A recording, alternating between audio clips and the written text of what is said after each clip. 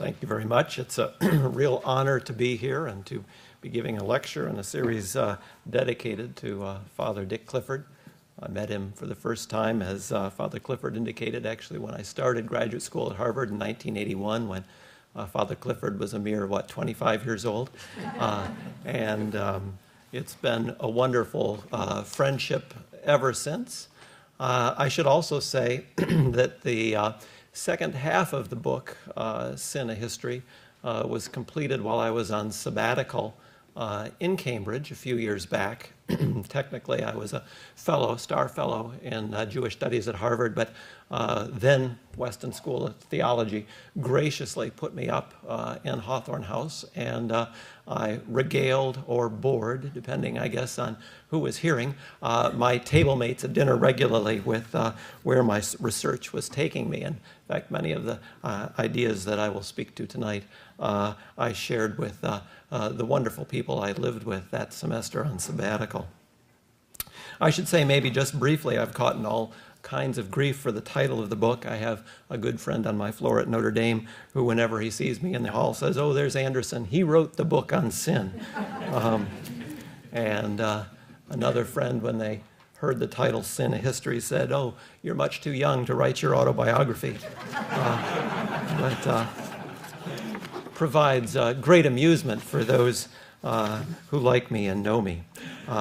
In any event, the book, in some senses, as some reviewers have noted, is not completely aptly titled, because the second half of the book does leave the theme of sin and enter into the realm of redemption, which I think, especially as we approach Easter, is something worth pondering. Sin simply on itself, of course, is not a rewarding subject, or at least I wouldn't find it such. The second half of the book, in which I do treat redemption, particularly redemption through the theme of almsgiving, is the subject of my address tonight. Follows from the book, but actually is going in a slightly different direction, in a way at least I'm thinking of pursuing as indeed yet a separate monograph. So with that, let me begin. What is the nature of religious belief? For some of us, the first thing we might think of is the creed. I believe in God, the Father Almighty, maker of heaven and earth, and in Jesus Christ, his only Son, our Lord. But as we move further into the text, of course, things become more metaphysical. What do we mean when we declare that Christ is, quote, one in being with the Father, end of quote? If we've been properly catechized, we know to what these terms refer and what sort of logic has generated them. But for many, especially those outside the church, this declaration is going to sound peculiar. Believing in God may appear, as the White Queen put it in Alice in Wonderland, like, quote, believing 6 impossible things before breakfast. Though the Queen confidently affirms that with sufficient practice one can come to believe anything, for most of us, I think this would be an odd way to live one's life. Well, Father Gerard Manley Hopkins, the great Catholic poet, Jesuit poet, I might add, of the 19th century, must have had similar feelings when he sat down to write one of his many letters to his dear friend, Robert Bridges. In a famous passage from this correspondence, Hopkins confesses his desire that Bridges come to know the truth of the Christian faith. But strikingly, Father Hopkins does not begin with doctrine. His approach was far more practical. And I alert you here to the first text on the handout. And with respect to the handout, I won't read every line. I may skip a few phrases as we go along, but I hope that won't be too disconcerting. I have another counsel, he writes, to suggest to you, open to no objection, yet I think it will be unexpected. I lay great stress on it. It is to give alms. It may be either in money or in other shapes, the object for which, with your knowledge of several hospitals, can never be wanting. I dare say, indeed, you do give alms, but still I should say give more. I should be bold to say give up to the point of sensible inconvenience. The difference of mind and being between the man who finds comfort all around him and the man who is pinched by his own charity is too great for forecasting. It must be felt. I do not say the difference between being pinched and being at one's ease, but the difference between paying heavily for a virtue and not paying at all. It changes the whole man, if anything can. Not his mind only, but the will, everything. Well, it's striking that in a subsequent letter, Hopkins returns to the question in light of what must have been an objection of Bridges. And that objection was, we can presume, that giving alms until it hurts suggests something like putting on a hair shirt. In response to this objection, Hopkins says there's a big difference between being simply short of money, full stop, and being short of money for charity's sake. Hopkins concludes then this second letter with these words, "And I take leave to repeat that it is a noble thing to stint ourselves for the sake of the unhappy and the undeserving." Well, what I'd like to focus on this evening is the relationship between the physical act of giving alms and the mental act of believing in the gospel. No doubt this is perplexing, but I would like to suggest that great assistance is going to come from an unexpected source, the world of banking. And in specific, I have in mind the act, or we might want to call the phenomenology, of issuing a loan. And let me begin by citing an ancient piece of Jewish wisdom. In a famous work known as the Pirkei Avot, the Chapters of the Fathers, we see several rabbis try to characterize the difference between a good and a bad path for living. Rabbi Eliezer contrasted the generous man with the miser. This is the second text, I should say, on the handout. Rabbi Shimon, however, says that the good path is the ability to see into the future, whereas the bad path is to borrow money and be unable to repay. What on earth, one might wonder, holds these two paths together? Well, if we take our cue from the unfortunate person who borrows money and ends up not being able to repay, we can find an answer.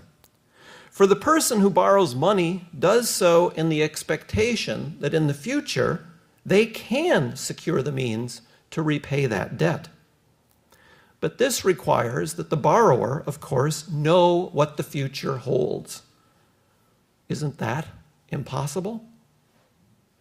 Well, let's stop for a second and consider what takes place in our own day when we apply for a loan. We disclose where we work, what we make, and how long we've held our job. These details provide a record of our earnings in the past, such that the bank can take them as evidence as to the stability of our income in the future. Because loans involve risk, bankers who issue loans must believe, it's going to be an important concept, they must believe that a customer can repay. And this belief that money lenders have is no small matter for the flourishing of a society. For as we've seen in our own day, if enough people default on what they borrow, banks will teeter on the edge of insolvency and possibly set in motion a run not only of one bank, but all banks. James Surowiecki of The New Yorker captured this dimension, I think, of our recent financial crisis beautifully. Like the White Queen in Alice in Wonderland, he argues that too many people had believed 6 impossible things before breakfast. This is the third text on the handout. Fraud, he writes, is a boom-time crime because it feeds on the faith, these underlinings are mine, of investors. And during bubbles, faith is overflowing. So while robbing a bank seems to be a demand-driven crime, robbing bank shareholders is all about supply. In the classic work on investor hysteria, Charles Kindleberger wrote that during bubbles, the supply of corruption increases, much like the supply of credit. And this is more than a simple analogy. Corruption and credit are stoked by the same forces. Cheap money engenders a surfeit of trust, and vice versa. And then he makes a very interesting and important etymological observation. The word credit, and creditor by extension, comes from the Latin credere, credo, I believe. The same overconfidence that leads investors and lenders to underestimate the risks of legitimate investments also leads them to underestimate the likelihood of fraud. In the past few years, besotted investors were willing to believe lots of foolish things, like the idea that housing prices would just keep going up and up and up. Well, this short paragraph, though it looks like it's simply an exposition of what we've experienced over the past couple of years in this country, I would like to suggest is actually a profound, or can be read as a profound theological observation on almsgiving as well. And we might begin with a little etymological snippet right there in the middle, that the word credit comes from the Latin credere. I learned the importance of this, actually, I believe it was in the library at Weston, reading an article by a very important and quite well-known Israeli biblical scholar of a couple generations back, Professor Seligman, wrote an article in German on loans and loan giving in the ancient Near East and the Bible.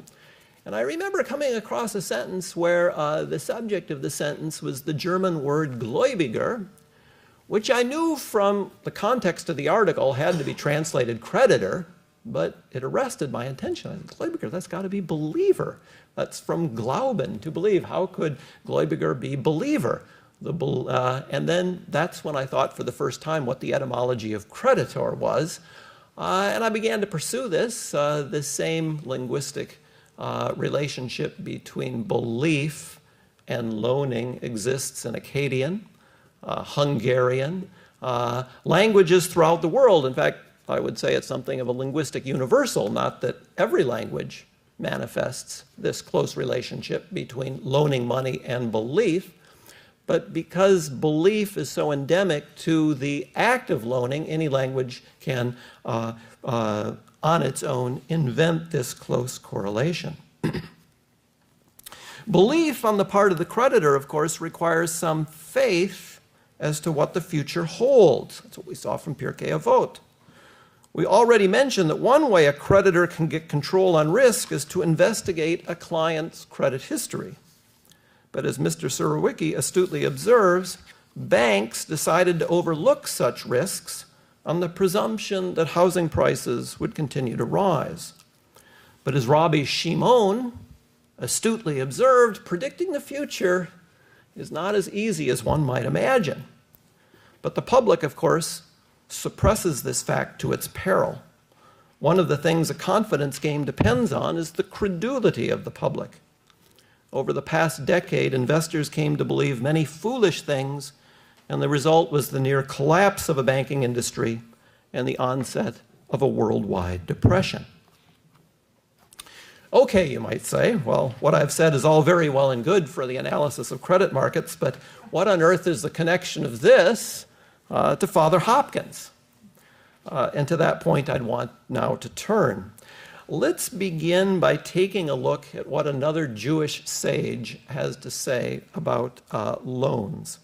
And here we're going to turn the handout over and take a look at the writings of Jesus ben Sira, sometimes known simply as Sirach or Ecclesiasticus, an important book found in the Catholic Bible in a section or genre known as wisdom literature. Characteristic of this type of book is the inclination to use the affairs of the mundane world as a point of theological reflection. And Ben Sira is going to use the world of credit markets as the point of departure for defining what almsgiving is all about. In chapter 29, Ben Sira considers the problems of making a loan and divides his discussion actually into 3 sections. We're not going to look at the 3rd section, which is going surety, but we're going to look at simply the first 2, that is, the way in which he pairs making a loan and giving alms. In the first section, on your handout, he ponders the simple act of loaning money and the expectation for its return. The risks, Ben Sira notes, are considerable. Many persons regard a loan as a windfall,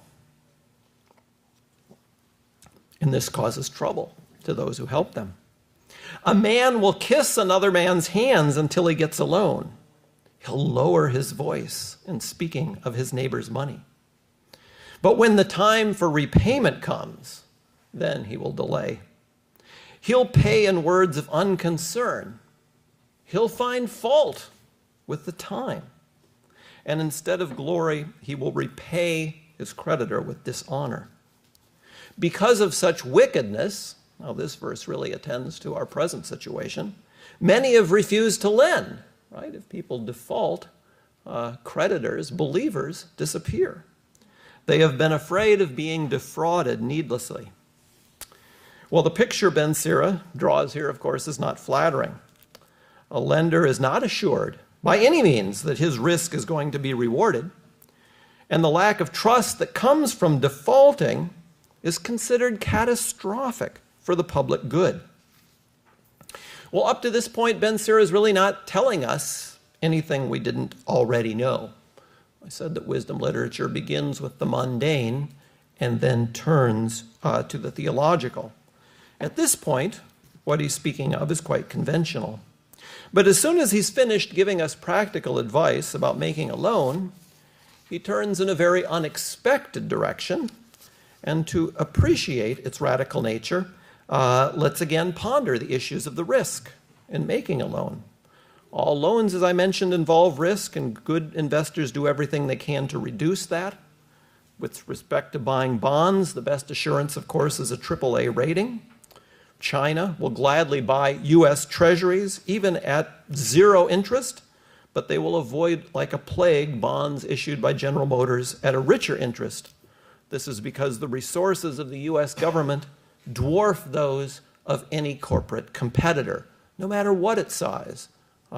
It's much more sensible and logical to believe in the power of the U.S. Treasury. But if this kind of logic informs the way our financial system works, then what kind of rationality is going to inform the act of making a loan to the poor, which is what alms are, a loan to the poor? If Ben Sira believes that even the average borrower presents a great risk, well, how much more is the risk when one gives money to the indigent? There would seem to be no earthly reason why anyone would engage in such activity. Yet Ben Sira writes, quite surprisingly, verse 8, "Nevertheless, be patient with a man in humble circumstances. Do not make him wait for your alms. Help a poor man for the commandment's sake because of his need, and do not send him away empty. Lose silver for the sake of a brother or friend. Do not let it rust under a stone and be lost."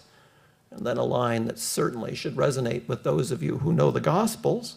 "Lay up your treasure," a theme very dear, of course, to Jesus in the Synoptic Gospels. "Lay up your treasure according to the commandments of the Most High, and it will profit you more than gold.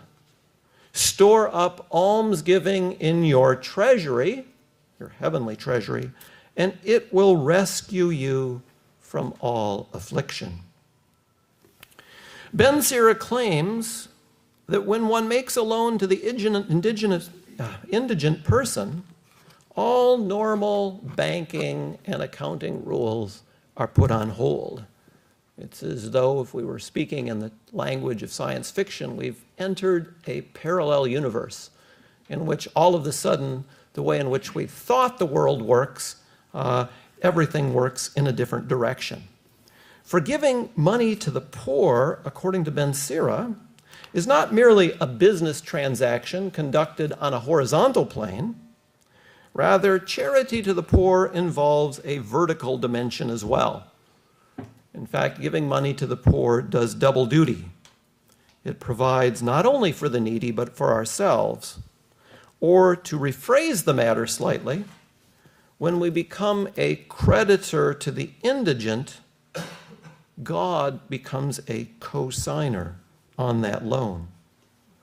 And God, we must believe, will make good on whatever we loan to him.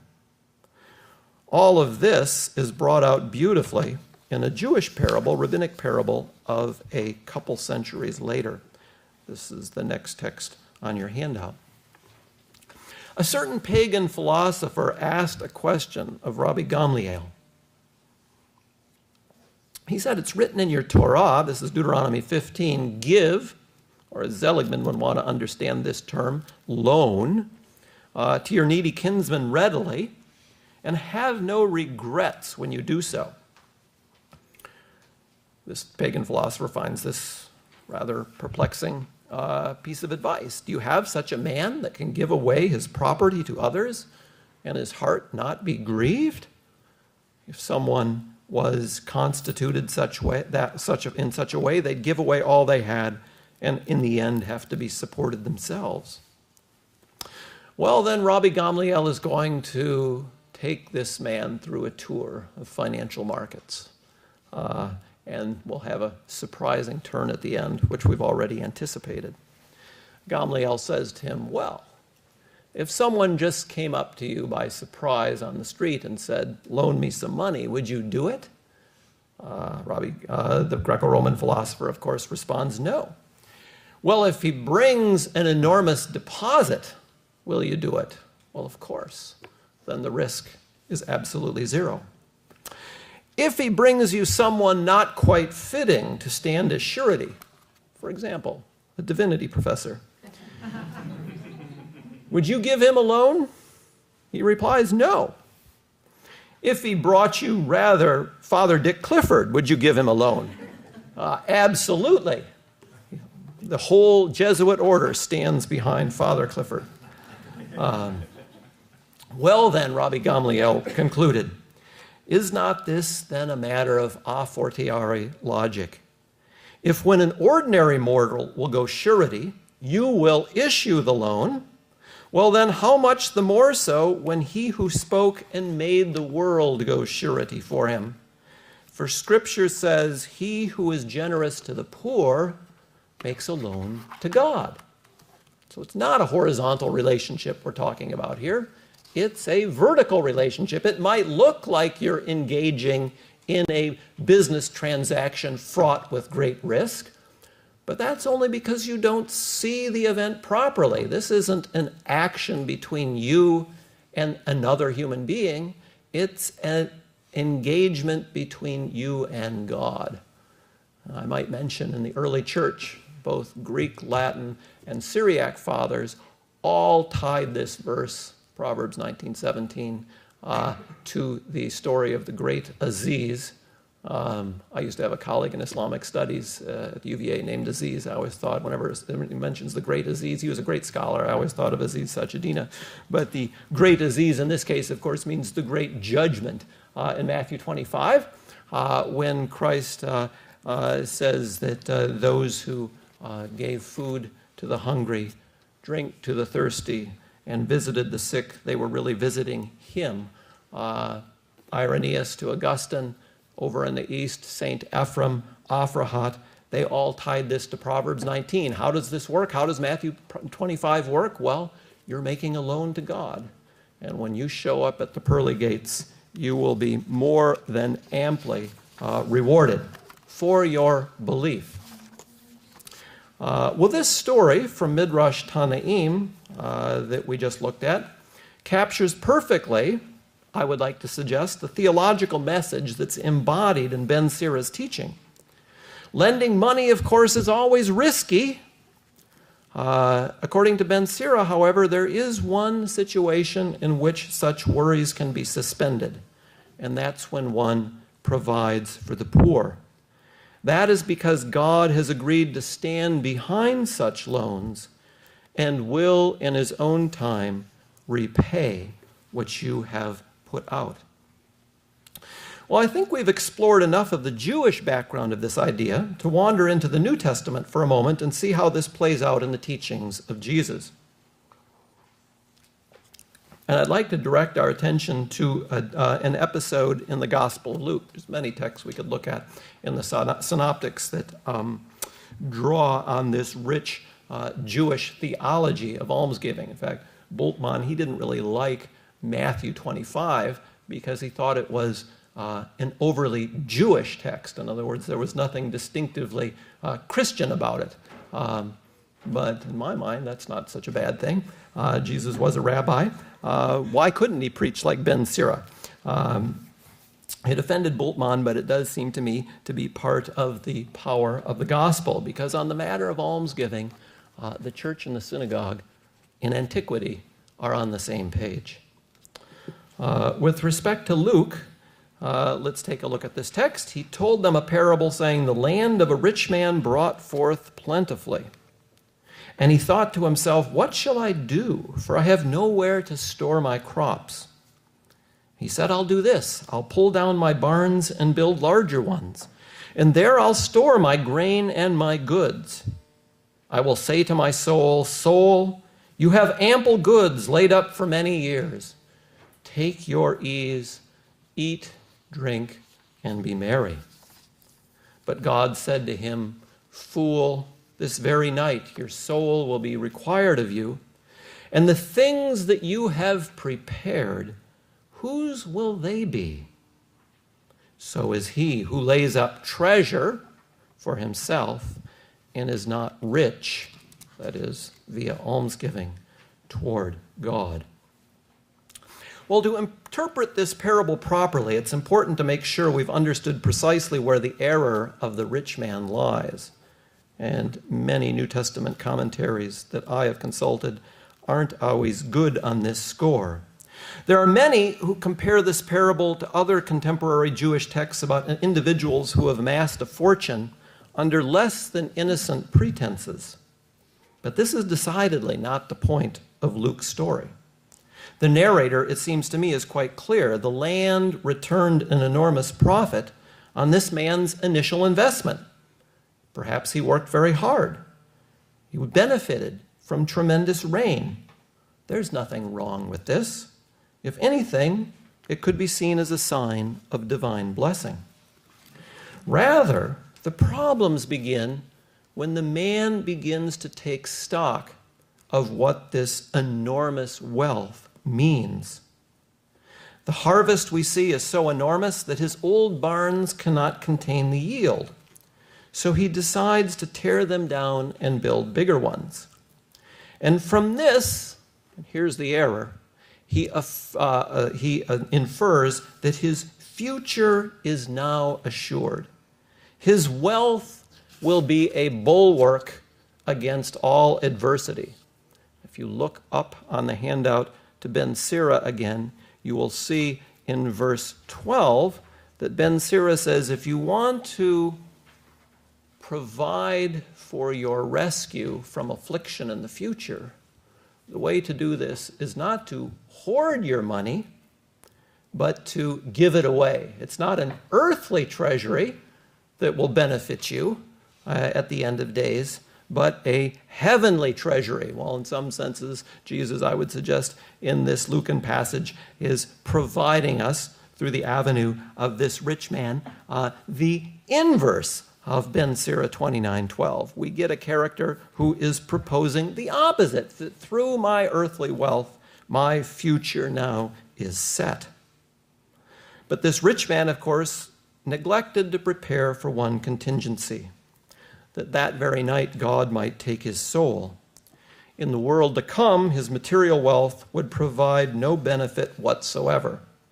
But things could have been different had our rich man viewed his bountiful harvest as the occasion for showing charity.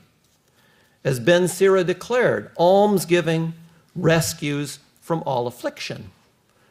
Or, as Proverbs reads, read through the lens of the book of Tobit, almsgiving delivers one from death. In the gospel, this meant nothing other than providing the grounds for eternal life. The parable of Jesus here, I would want to say, is doubly relevant to our own present economic predicament.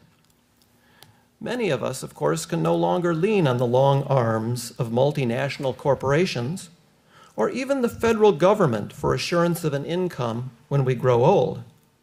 That is the reason many of us take the time and energy to find an investment counselor to help us run our 401k or 403b accounts. And this is also the reason many of us saw so many sad faces in the office in January of 2009 when individuals opened up their retirement statements, their investment accounts, and saw that their holdings had dropped 30, even 40%. We, and I include myself in this we, had put a great deal of stock in the notion that our future would depend on the large barns we had built to hold the earnings we had had the good fortune to invest.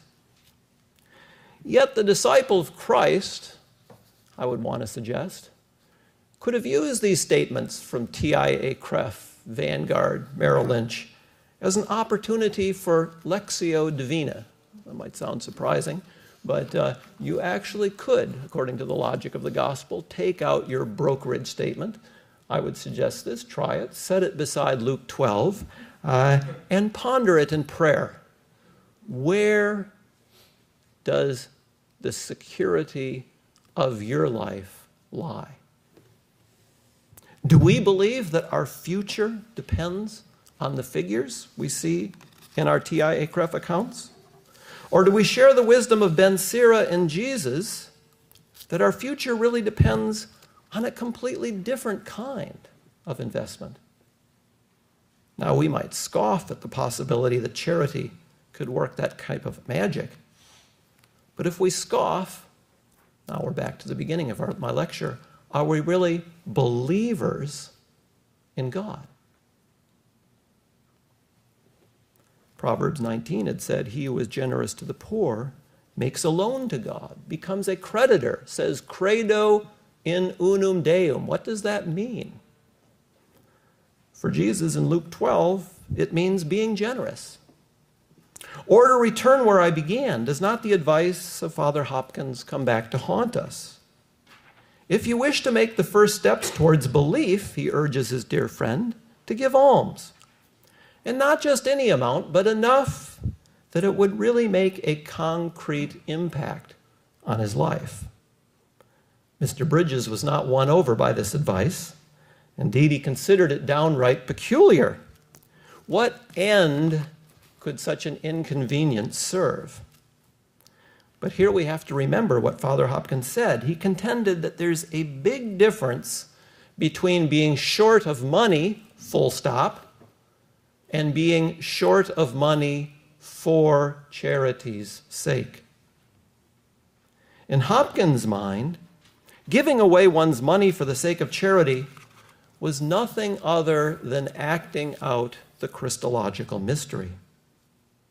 For had not God emptied himself of his divine attributes to assume a mortal body and to die a most ignominious death? Now, it's not the case, of course, that that death, considered by itself, was worthy of honor and worship. Many people, as we can see from that crucifix, many people in the Roman world were crucified. There was nothing saving in simply being attached to a crucifix. But rather, when we consider the crucifix, as we are asked to consider in Lent and Easter, as part of a story of God's love for humanity, a self-emptying that was entered into solely on the grounds of charity for and solidarity with the indigent human race, then of course everything is different. And so, Hopkins argued, it works with alms. It's not the pain of doing without that provides redemption.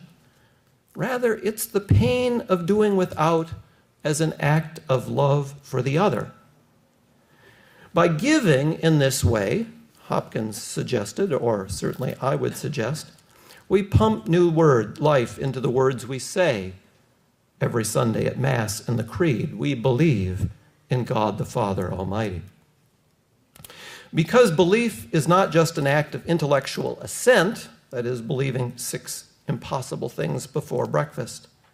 Rather, belief, I would like to suggest, on the basis of what we've looked at tonight, is the presumption that God has ordered the world according to the principle of charity. And if we want to thrive in this world, we have to find a way of taking part. Giving to the poor in the mind of the gospel is like getting on the ground floor of a tremendous investment. It's as if we bought Google at $1 a share.